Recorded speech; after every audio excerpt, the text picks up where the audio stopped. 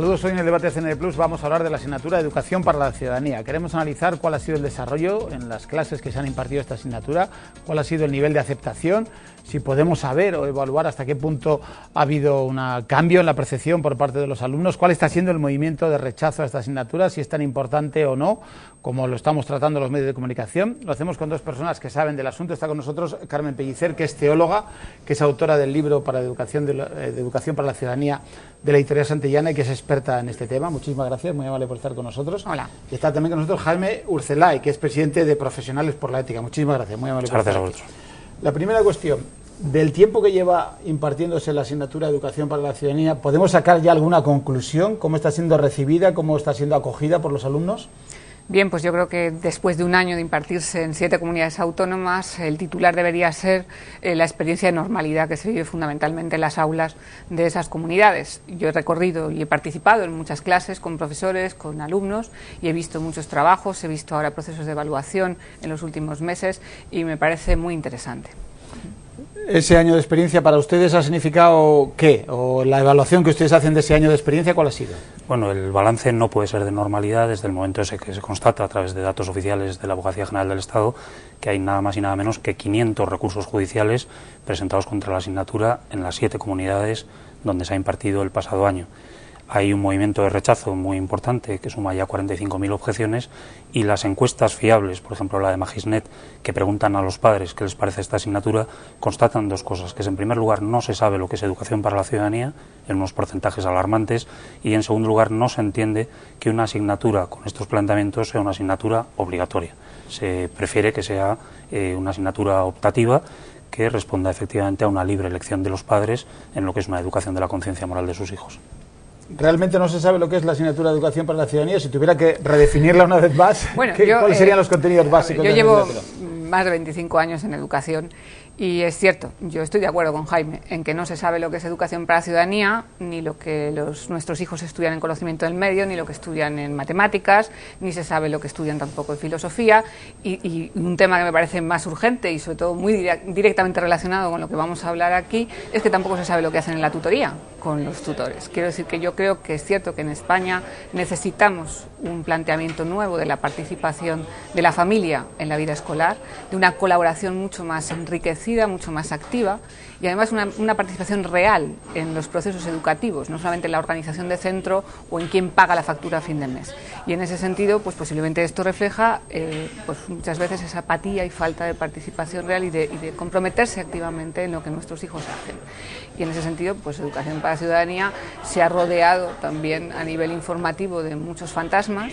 Yo creo que la gente, bueno, pues los titulares de prensa diciendo cosas como que en las aulas los profesores, que de paso recuerdo que somos estupendos profesionales en la gran mayoría, íbamos a proponer a los alumnos que eligieran sexo, o que eligieran, o que íbamos a proponer los matrimonios homosexuales como ideal, o que íbamos a destrozar las familias. En fin, hemos visto, desgraciadamente, en todo este debate, muchas mentiras, mucha desinformación, y han fomentado mucho miedo. Bueno, yo creo ¿Qué hay que decir a esto? Sí, yo creo que a estas alturas del proceso, una vez que se han conocido bien ya los desarrollos curriculares, conocemos los libros de texto y conocemos la experiencia de la impartición y los casos que han ido afectando a los padres, yo creo que sí podemos sacar una conclusión clara, y es que Educación para la Ciudadanía es una mala solución a un problema real, porque no solamente no va a solucionar el tema para el que se dice que nace la asignatura, sino que ha creado otros problemas. ¿Por ejemplo? Sí, es una mala solución en primer lugar porque es una asignatura que se impone sin ningún tipo de diálogo, sin ningún tipo de consenso, con precipitación, sin hacer caso a los expertos, sin hacer caso a la comunidad educativa, sin dialogar con los padres, y es una asignatura, por otro lado, que confunde claramente lo que es la educación cívica con lo que es la educación moral, con la moralización. Y yo creo que esto es un tema importante. El sistema educativo no está, salvo que los padres lo elijan así, delegando en determinados centros con un ideario que así lo quieren, no está para transmitir valores morales oficiales. El hecho de que exista una moral oficial de carácter público, más allá de que sus contenidos sean buenos o malos, yo creo que es rechazable desde el punto de vista de que es obligatoria. Vivimos en una sociedad plural y por lo tanto ningún Estado, sean cuales sean los contenidos que se da a la asignatura, tiene legitimidad para imponer una forma de conciencia moral como hace esta asignatura a nuestros hijos. Yo estoy de acuerdo con Jaime. fundamentalmente en una cosa, y es que educación para la ciudadanía no es una buena solución a los problemas que hoy tiene la escuela, es una solución insuficiente. Yo he afirmado en muchas ocasiones que creo que es un paso en una buena dirección, pero con educación para la ciudadanía, evidentemente, no vamos a resolver la crisis educativa y la crisis de valores que vive sobre todo nuestros adolescentes, ¿no?, que es la edad clave donde los educadores comenzamos a sentir una profunda impotencia en las aulas a la hora de afrontar una situación, y es que los valores no se dejan colgados a las 9 de la mañana cuando el niño entra en la puerta del centro, sino que la educación en valores, o la educación moral, o la educación en sentido profundo de la palabra, es un proceso constante que los niños afrontan en cada minuto del día con aquellos agentes de socialización que se acercan a ellos y con los que entran en contacto. Las aulas, la escuela, la familia, pero los nuevos, los medios de comunicación, internet, la calle, los iguales, la música, es decir, una serie de elementos culturales que están proponiendo modelos de significado vital y que necesitan reflexionar e interiorizar en procesos, yo creo que honestos, y en ese sentido también estoy de acuerdo con Jaime, que las escuelas explicitan, no solamente las escuelas con ideario propio, sino que las escuelas públicas también explicitan en sus proyectos educativos esa intencionalidad. No existe la escuela neutral, eso es otra de las falacias que se ha agitado mucho en estos meses de debate. No existe ningún maestro neutral. Yo siempre digo que los maestros podemos ser honestos y explicitar nuestra intencionalidad, y eso es un currículum, como es el de educación para la ciudadanía. No estoy de acuerdo en que ese currículum no se consensuó o no hubo una participación social. Yo creo que en el proceso de desarrollo curricular se invitó de forma abierta a muchas instituciones sociales que participamos en ese debate, que hicimos muchas propuestas de concreción de contenidos y hubo un esfuerzo grande de consenso. Y en ese primer momento, donde sí hubo un acuerdo de muchas ONGs, de muchas instituciones vinculadas a algunos de los aspectos que tocaban las asignaturas o que a nivel europeo han participado también en la construcción de esos modelos.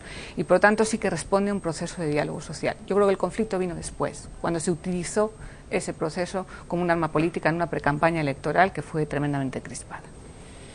Sí, yo ahí ¿Se ha utilizado políticamente como un arma? Sí, yo creo que la historia es la que es. Cuando esta asignatura irrumpe en el anteproyecto de Ley Orgánica de Educación fue rechazada por el Consejo Escolar del Estado, donde están representadas todas las entidades que tienen algún peso y alguna representación en la comunidad educativa.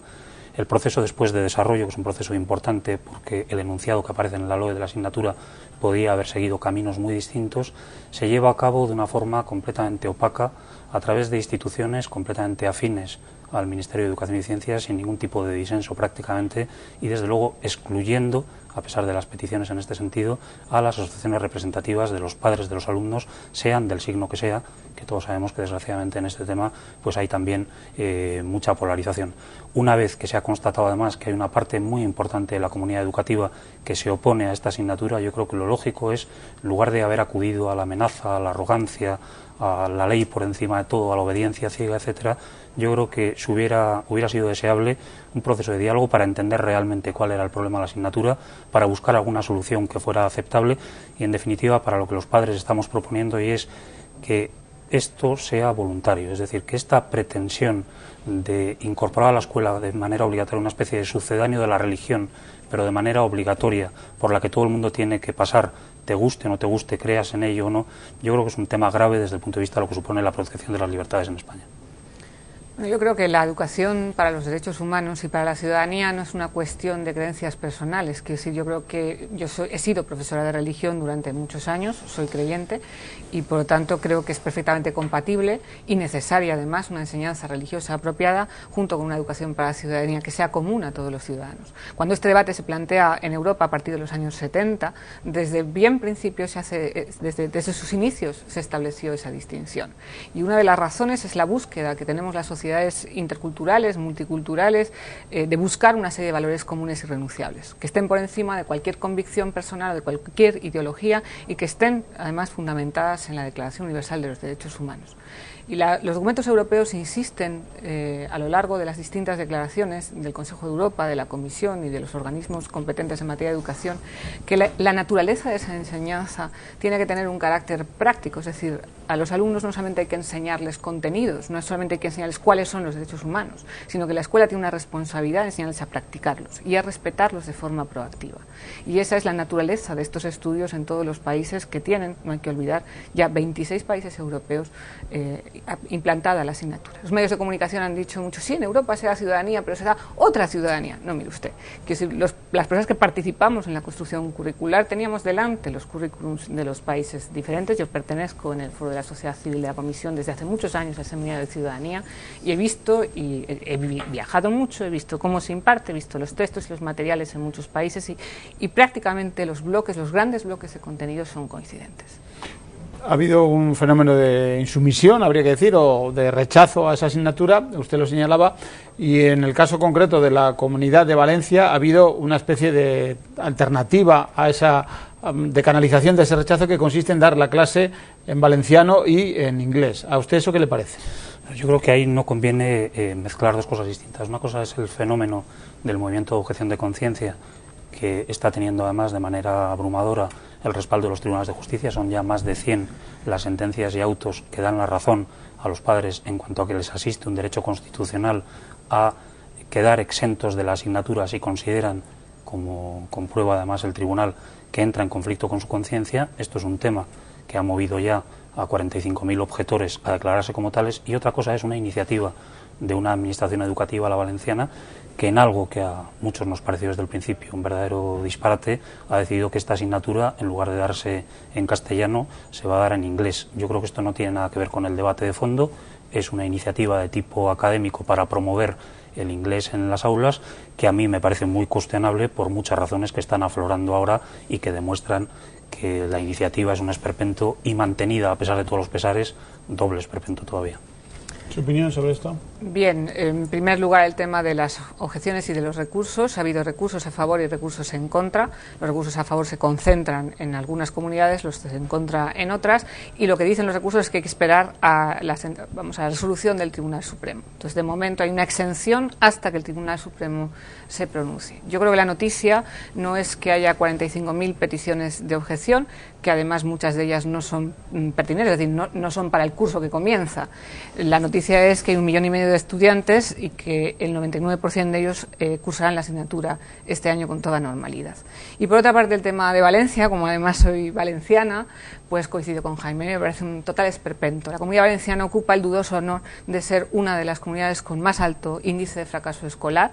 Una niña asturiana tiene 5 veces más posibilidades de terminar con éxito la secundaria que un niño valenciano. Es decir, tal como está el sistema educativo, tal como son el volumen de necesidades que hoy hay en la Comunidad Valenciana a nivel de inversiones y a nivel de formación del profesorado y a nivel de iniciativas, me parece un esperpento que se esté invirtiendo el dinero en poner un traductor a un profesor de filosofía en una concepción de aula totalmente caduca, donde el profesor explica, el traductor traduce con un material que los niños no entienden, en unos niveles que no se contemplan y además que no se puede ni siquiera decidir en ese momento quién evalúa. El conseller decía esta semana que había 11 héroes en la Comunidad Valenciana impartiendo la asignatura en inglés. A mí me parece patético. Usted ha dicho que los medios de comunicación, digamos, no hemos hecho bien los deberes, que nos hemos ceñido más a los asuntos conflictivos o espectaculares que a los contenidos. Si tuviera que decir la principal virtud, luego le preguntaré a Jaime el principal inconveniente, la principal virtud de la asignatura, es decir, ¿qué le puede aportar a un alumno que estudie educación para la ciudadanía el seguir ese currículo? Yo creo que hay 3 grandes aportaciones, 3 grandes objetivos de la materia. Uno es la estimulación de la participación activa en la vida social, no solamente política, sino fundamentalmente en el asociacionismo, el voluntariado, el involucrarse de forma activa en la construcción de un proyecto mejor de sociedad. La segunda es la prevención de violencia. En una escuela que ya alcanza índices del 24% de violencia escolar en primer ciclo de la ESO, la asignatura tiene un volumen importante de contenidos encaminados al estímulo de habilidades de comunicación, habilidades de convivencia, de negociación, prevención de violencia, actitudes pacíficas, educación para la paz. Y el tercer gran bloque, que es el tema de los derechos humanos, de valores compartidos y la necesidad, sobre todo, de en una sociedad cada vez más plural, desde el respeto, buscar y no renunciar por proyectos de vida mejores. ¿Y los 3 defectos o los 4 o uno, el que diga usted? Bueno, para mí hay uno que es el más grueso y el que además están señalando de manera unánime los tribunales en estas sentencias, que no son provisionales. Lo que pasa es que en nuestro sistema judicial evidentemente cabe recurrir ante instancias superiores, pero son sentencias ejecutables y que de hecho han provocado que los niños afectados en estos momentos estén exentos de la asignatura. Entonces yo creo que este tema del Tribunal Supremo quizás está sacando también, y eso lo sabe cualquiera que haya estudiado Derecho, de su sitio.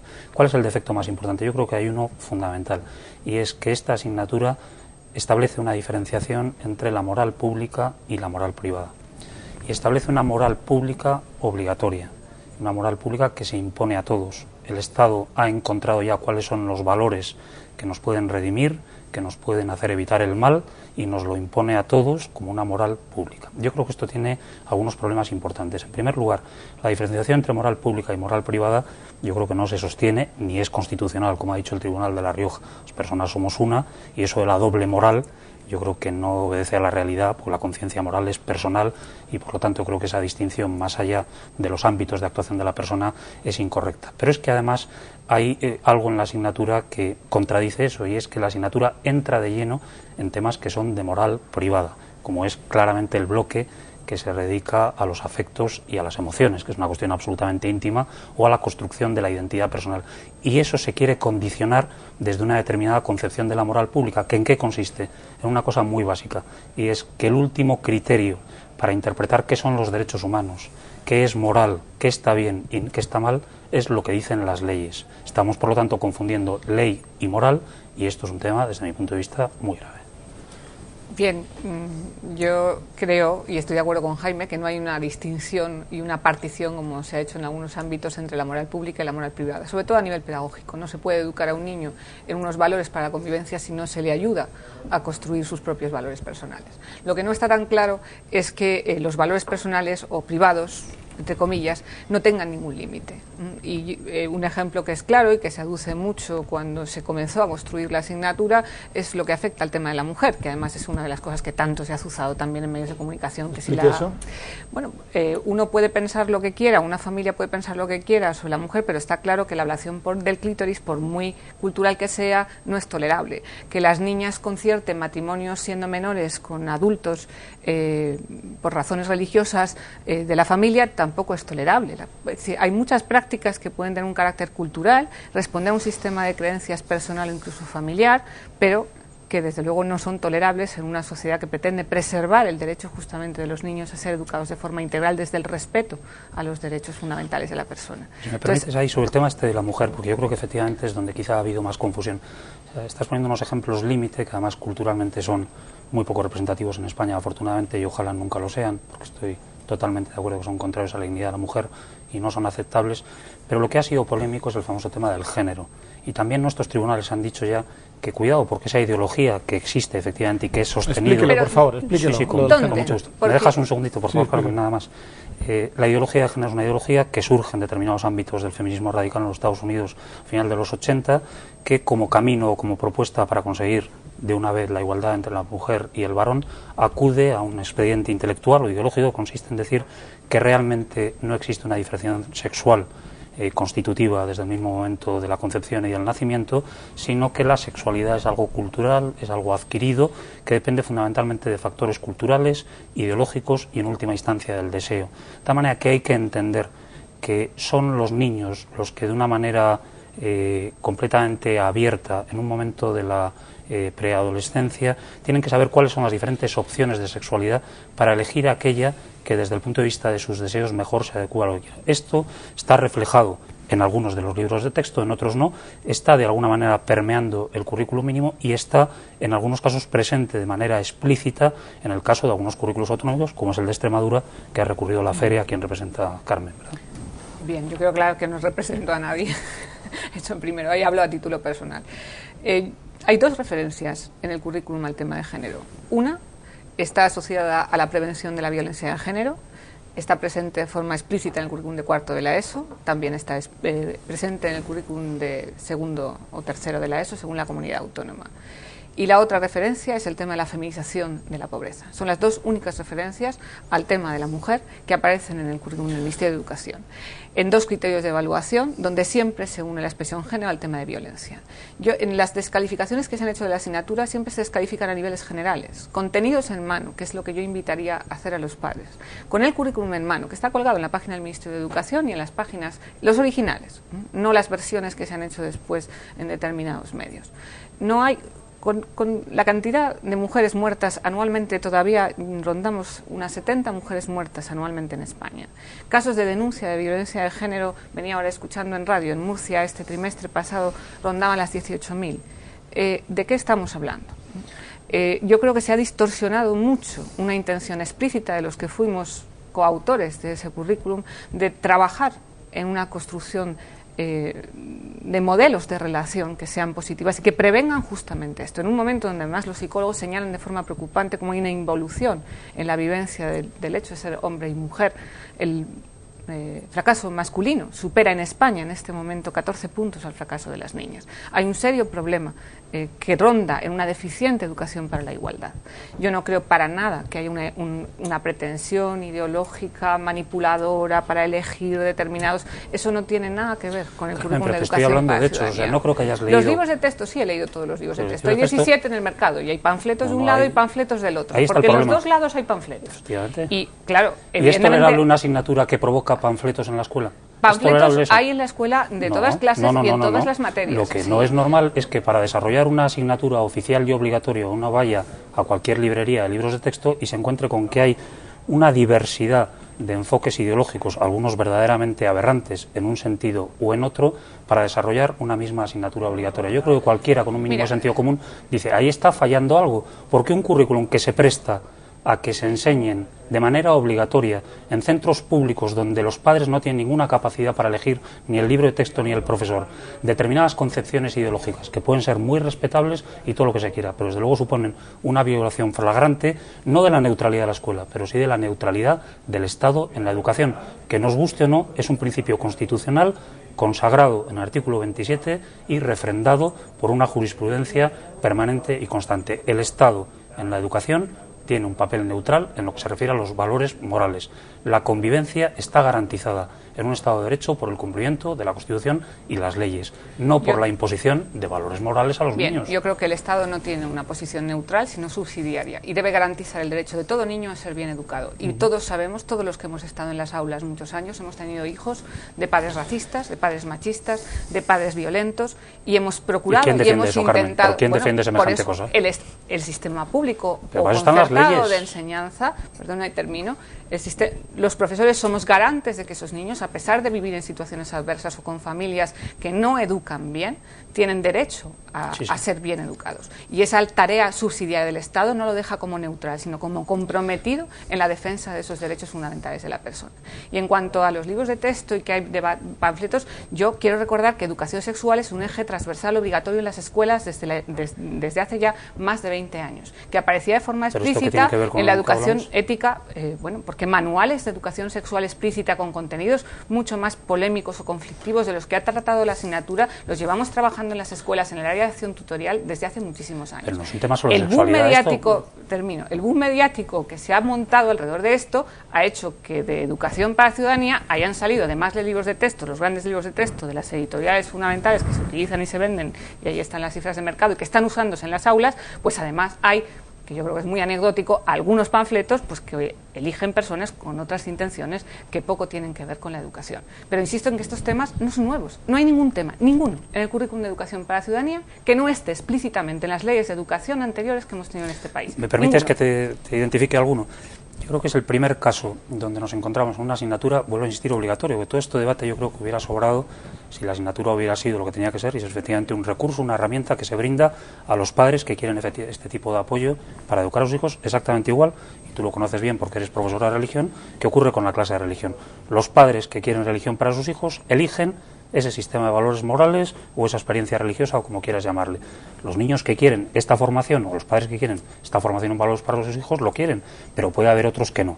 Y ahí está, para garantizar que no se producen esas situaciones límite que son absolutamente rechazables de todos los puntos de vista, las leyes, la intervención de los jueces, privar de patria potestad a quien no la ejerce con arreglo a los derechos y la dignidad de su hijo, etcétera, etcétera. Ahora, de ahí a ponernos a todos bajo sospecha, a pensar que todos enseñamos barbaridades a nuestros hijos y a que el Estado nos tiene que explicar cuáles son los valores morales en los que tenemos que creer, y una cosa muy importante, y es no solamente en los que tenemos que creer, sino con arreglo a los cuales nos tenemos que comportar. Que en el currículo de bachillerato, por ejemplo, se diga que uno de los criterios de evaluación del alumno es la valoración de sus opciones político-sociales, a mí me parece algo fuera completamente de lugar en un Estado democrático. Y así se dice literalmente.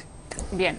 La asignatura de ética o de filosofía de bachillerato ya contemplaba esos criterios en la legislación anterior y en la anterior. La ética de cuarto de la ESO que introdujo el Partido Popular en el decreto de humanidades tenía, existía filosofía ahora pura. Solamente, no, perdona. Un segundo, Dentro Jaime, había una parte de claro. filosofía moral que incluía la toma y valoración de las propias opciones, que no es lo mismo que imponer unas opciones, sino ayudar al alumno a razonar las propias, a argumentarlas desde el respeto a una sociedad plural y democrática y, por supuesto, desde el respeto al cumplimiento de las leyes.